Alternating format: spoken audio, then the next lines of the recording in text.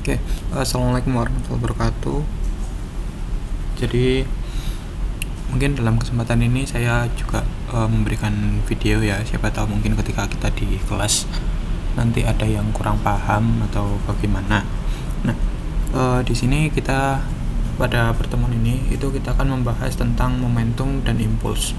Dimana kalau misal berdasarkan definisi ini, yaitu momentum itu adalah ukurannya seberapa sulit menggerakkan atau menghentikan suatu benda yang bergerak. Kemudian sedangkan impuls adalah perubahan momentum yang terjadi karena gaya yang bekerja dalam selang waktu tertentu. Jadi kalau misal dilihat sebenarnya momentum itu adalah bisa seperti M dikali V atau massa dikalikan dengan kecepatan. Sedangkan si impuls adalah F atau beban yang bekerja di situ dikalikan dengan waktu. Dimana gaya yang bekerja di situ itu akan juga dipengaruhi oleh waktu. Kalau kemarin kan kita yang dipelajari adalah berpengaruh sama jarak, gitu aja kan ya. Nah sekarang ditambah variabelnya itu nanti berpengaruh terhadap waktu juga. Jadi selain ruang itu juga bergantung sama jarak. Selain ruang bergantung juga dengan waktu. Nah pada bagian ini kita akan mengintegrasikan persamaan gerak terhadap waktu, dengan demikian mendapatkan prinsip impuls dan juga momentum. Bedanya sama yang kemarin itu ya, saya tekankan lagi bedanya dengan yang kemarin. Bedanya dengan kemarin itu kan kita hanya bekerja pada saat energi itu dibutuhkan itu bagaimana, dengan jarak sekian energinya seperti apa, kayak gitu aja kan ya. Nah sedangkan kalau yang ini itu variabelnya ditambah lagi dengan waktu, kayak gitu. Ini rumus utamanya, dimana sigma F dt atau sigma integral dari T1 T2 di F gayanya dikalikan dengan delta T atau perubahan waktunya, kemudian itu sama dengan massa dikalikan dengan kecepatan kedua atau kecepatan akhirnya dikurangi dengan kecepatan awal. Sedangkan untuk impuls itu juga sama, F dt, yaitu F nya adalah gaya yang bekerja di situ atau energinya yang bekerja di situ dikalikan dengan selisih waktunya, kayak gitu. Nah selain rumus dasar tadi, ini juga ada seenggaknya ada tiga rumus yang sering dipakai untuk mencari momentum dan juga impuls, yaitu M massa dikalikan dengan V1 atau kecepatan benda 1 itu ditambah dengan sigma atau total jumlah dari integral T2 T1 dikalikan dengan F delta T atau selisih waktu. F dikalikan dengan selisih waktu itu sama dengan massa benda 2 ya di sini ya, dikalikan dengan V2 kecepatan kedua, kayak gitu. Yang di bawahnya juga sama, M massa benda 1 dikalikan dengan kecepatan 1 itu sama dengan massa benda 2 dikalikan dengan kecepatan 2. Yang ketiga ini adalah elastisitas, dimana kalau misal kalian tahu namanya elastisitas ya, pasti kalau bola karet itu kan dia elastis. Jadi ketika dia mendapatkan momentum, impuls atau berupa tabrakan itu pasti kan akan memantul ya. Sedangkan kalau bendanya dia tidak elastis, pasti dia nggak akan memantul. Nah maka dari itu sebenarnya biasanya itu selain ini elastisitas itu juga bergantung dari bendanya sendiri. Untuk E sama dengan 1 itu adalah untuk benda elastis, kemudian ada E sama dengan 0 untuk benda tidak elastis. Nah kayak gitu. Tapi kan kembali lagi ya, sebenarnya elastisitas itu enggak semua benda itu bisa benar-benar elastis. Misalkan dijatuhkan dari ketinggian 1 meter maka akan memantul lagi 1 meter, kayak gitu. Pasti kan ada daya redamnya di situ. Nah biasanya untuk menghitung daya redam itu pakai rumus yang di sini, pakai rumus yang ini, dimana kecepatan B yang kedua itu dikurangi dengan kecepatan A yang kedua dibagi dengan kecepatan A pertama dikurangi kecepatan B yang kedua, kayak gitu. Oke. Untuk elastisitas mungkin akan dibahas di pertemuan selanjutnya atau mungkin lebih lanjut lagi. Untuk hari ini yang kita pelajari itu yang di sini. Kita pakai yang ini berdasarkan yang kemarin juga, jadi ada tambahan-tambahan seperti itu. Kembali lagi, saya ingatkan bahwa kebanyakan memang mata kuliah saya menghitung, khususnya untuk yang di mata kuliah ini dan juga yang perpindahan panas ya. Untuk yang ini kita fokus yang di sini saja dulu. Oke, yang pertama di contoh soal di example 15.1, mungkin kalau kalian ingin baca lebih lanjut juga silahkan di pertemuan yang selanjutnya kayak gitu. Di buku rujukannya di 15.1. Silahkan kalian cari sendiri halamannya halaman berapa, yang jelas di bab 15 kayak gitu. Untuk yang itu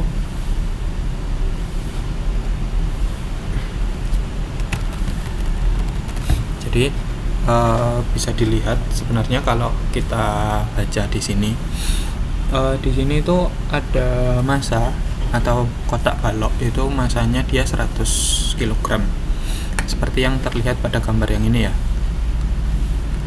yang originally at rest on smooth horizontal surface. Jadi dia berdiam diri atau dia diam di atas permukaan yang horizontal, yang mendatar, yang dia smooth atau lembut, jadi friksinya mungkin bisa diabaikan. If towing force atau kekuatan penarikannya itu 200 Newton pada sudut 45 derajat dan diaplikasikan atau dilakukan selama 10 detik.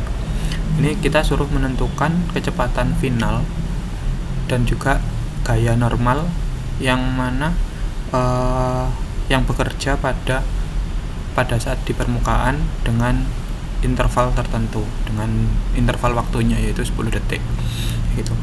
Sebenarnya kalau misal dipecah itu kan nanti ada dua, dimana ada gaya yang seperti ini, ada gaya normalnya dia. Di sini kan karena bebannya 100 kg, maka 100 kg dikalikan dengan gravitasi 9,81. Yang NC ini adalah gaya normalnya dia kayak gitu. Kemudian selain itu juga di sini juga sudah ada ya. Nanti kita juga menghitung gaya horizontalnya dia atau gaya tangan sialnya dia, dimana untuk menggerakkan 100 kg nanti gaya yang bekerja ke samping itu berapa kayak gitu. Nah, yang pertama mungkin yang perlu diketahui itu adalah, jadi ini sambil ngetik juga ya, gini aja. Jadi massa yang diketahui kan sudah tahu 100 kg. Kemudian F yang bekerja di situ 200 Newton. Setelah itu ada theta sebentar. Insert equation. Mana theta? Tetanya dia 45 derajat.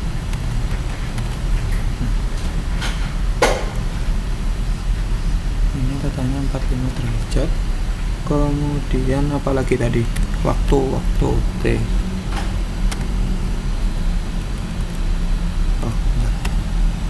T sama dengan berapa waktunya tadi? 10 second.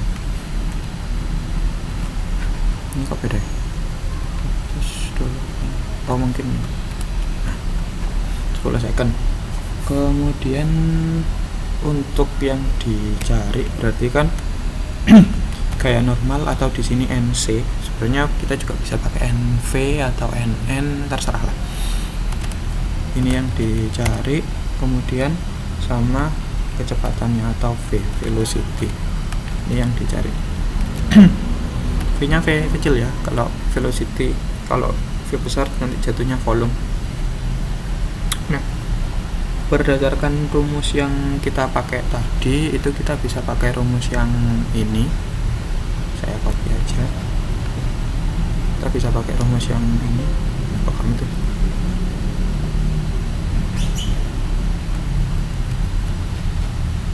Kita besarkan aja dulu. Kita bisa pakai rumus yang ini ya, dimana M dikali V1 ditambah dengan sigma theta F kali delta T sama dengan M dikali V2. Nah, kemudian jadi sebenarnya ya kita tinggal ganti saja M nya itu 100, V1 nya kan tadi ketemunya adalah nggak ada ya, jadi kita ganti 0 aja. Kemudian nah sebenarnya nggak perlu dipikir ribet ya, jadi F nya itu ketemunya adalah 200 Newton dikalikan dengan cos 45 dikalikan dengan dikalikan dengan delta T 10 second. Ini saya perpanjang lagi. Nah, kemudian masa kedua itu kan kita sudah tahu masanya tetap 100, sedangkan kecepatannya yang kedua itu yang akan kita cari. V2 nya jadi tetap kayak gini ya. Kemudian bisa dilihat bahwa di sini mungkin kita langsung aja. Nah, 100 dikali 0 jelas jawabannya adalah 0. Kemudian 200 Newton dikali cos 45 dikali 10 detik. Kalian hitung di kalkulator ya, nanti silahkan kalian hitung sendiri sebenarnya, cuma ini saya tulis saja karena memang saya sudah menghitung 1414,21. kemudian yang ini 100 Newton ini aja. Nah, untuk selanjutnya ya jelas bahwa si ini 0 hasilnya, dan ini equation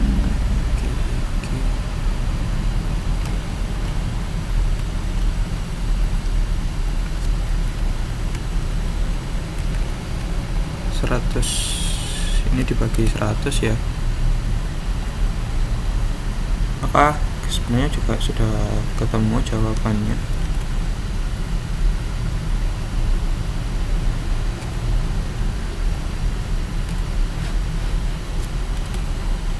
Itu jawabannya adalah 14,1421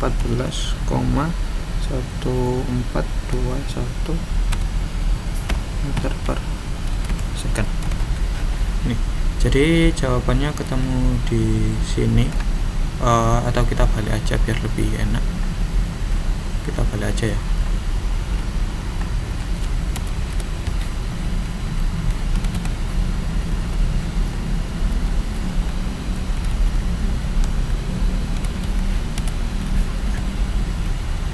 Nih. Jadi jawabannya ketemu 14,1421 meter second. Kemudian setelah itu, ini kan sudah ketemu V2 nya. Ini V2 nya sudah ketemu. Kemudian yang dicari adalah gaya normalnya. Untuk gaya normal itu yang dicari, bentar, ini saya kecilkan ya biar lebih enak.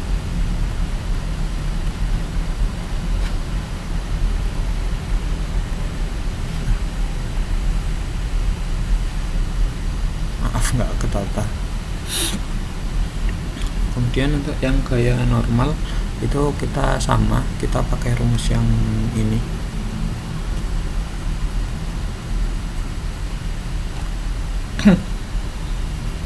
Dimana karena gaya normal itu kan berarti dia gaya ke atas dan juga gaya ke bawah ya, kayak yang ini ya. Nah, untuk yang nyari itu, maka perlu dilakukan adalah masa yang diampu itu kan karena sudah didukung sama si yang horizontal itu tadi, jadi dia bisa 0 saja, kemudian dikalikan dengan NC dikalikan dengan waktunya 10 detik.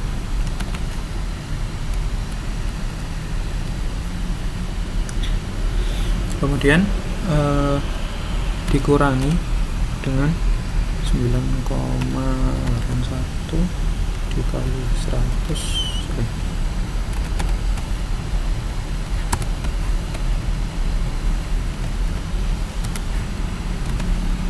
dikali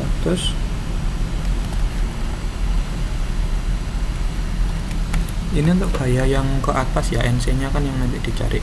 Kemudian ini adalah untuk gaya yang ke bawahnya, kayak gini. Ini adalah massa dikalikan V1. Mungkin lebih gampang kalau misal dikasih kurung kotak. Nah, untuk yang FDT nya itu diganti dengan ini. Untuk FDT nya itu kan F nya kan tetap 200 Newton, kemudian diganti dengan, kalau ke bawah kan kita pakainya sin 45, kemudian dikalikan dengan 10 detik. Nah, untuk MV yang kedua ini juga kan kalau misal ke atas dan ke bawah, karena dia tidak bergerak naik ataupun tidak bergerak turun, jadi sama, nilainya juga 0. Nilainya juga 0 kayak gini. Nah, kemudian jelaskan, berarti ini NC nya ya NC 10, ini bisa dipindah ruaskan semua ke sana. Jadi kalau misal anggaplah kita mau pindah ruas,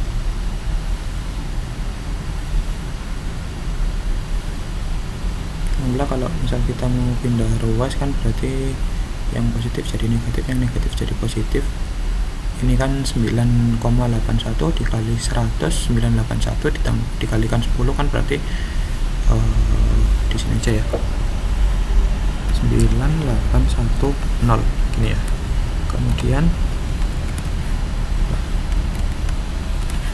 Kemudian ditambahkan dengan hasil perkalian ini, itu 1414,21 Newton per second sebenarnya.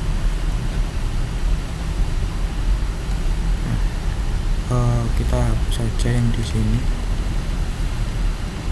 Ini sudah dipindah ke sana, hasilnya ini juga sudah dipindah.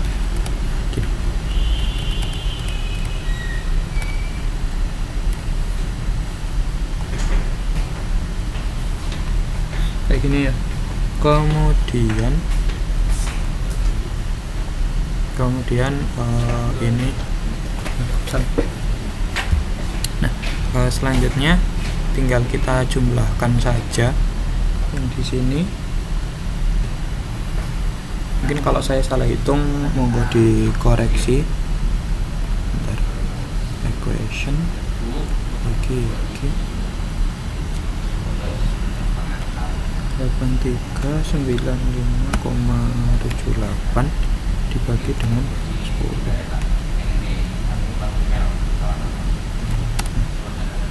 Ini ya, karena 10 nya sudah di bawah, jadi ini kita hapus. Nah,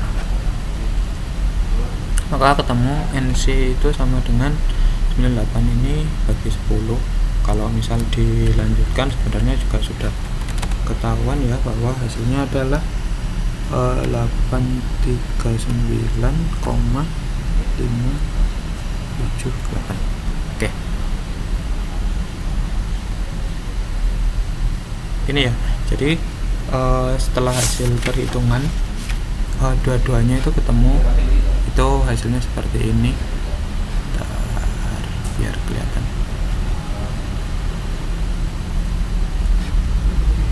Kita kasih warna merah novel, shape warnanya kita buat merah.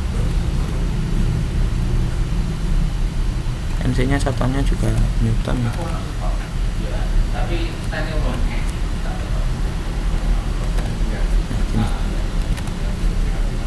Oke.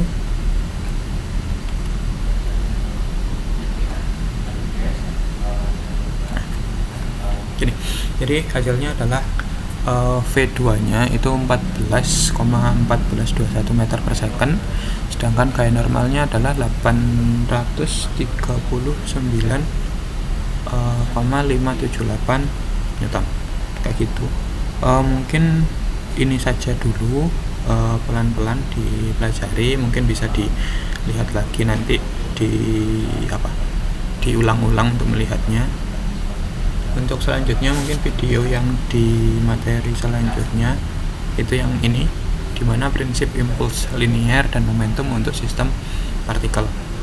Rumusnya hampir sama, cuma nanti perhitungannya seperti apa bisa dilihat nanti di video yang selanjutnya. Terima kasih. Assalamualaikum warahmatullahi wabarakatuh.